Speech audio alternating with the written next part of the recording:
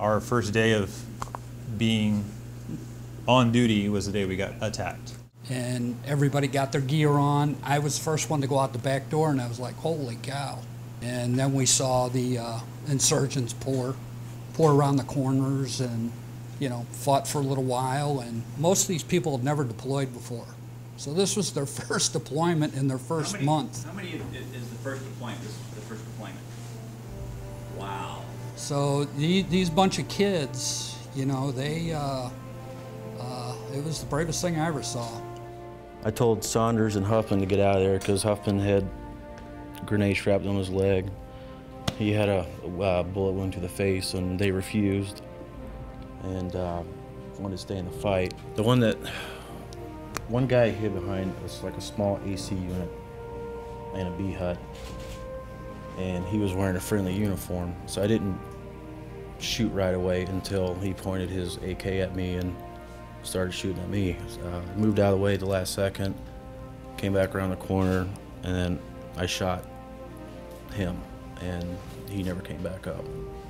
From that moment on, it was just a constant fight back and forth. I don't remember how I got injured, but they told me what happened. Sergeant O'Donnell was right behind me in the doorway, and he said I yelled grenade once and nothing happened. Well, the grenades they were throwing, they weren't very experienced because they taped the pins to their vest with electrician's tape. And it was really hot out, so the tape melted, and when they pulled the grenade off, the pin came off with it. So half of the grenades they threw didn't go off, they still had the pins in them.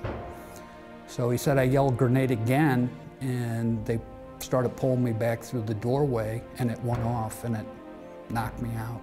Took shrapnel wounds and dislocated my shoulder and a couple of various other injuries. Somebody kept calling me. I did not answer because, every time I answer the phone, it's like somebody's trying to sell me something. The doc came over to me and said, hey, give me your cell phone. And I said, I gotta call my wife. And he's like, okay, you got 3 minutes. And I called her. I was at my work. He calls me, and he was like, I'm injured. And I was like, so that's what the call been about. The phone's been ringing off the hook from midnight. And I was like, did you get shot, blown up this time, or what? I told her I'm okay. I just took a little shrapnel and got blown up, got knocked out for just a little bit, but they're treating me fine. When you're married to a person and he tells you everything, when he's lying. So, well, there was silence for a little bit, and then there was the caring kicked in, the love. She's a very loving person. Like I said, if the insurgents would have gotten past us, we had a lot of civilians on our file. And if they would have gotten past us, their only job was to create destruction. Missouri National Guard stopped them there. That's going to do it for this edition of MNG TV, an inside look at the Missouri National Guard.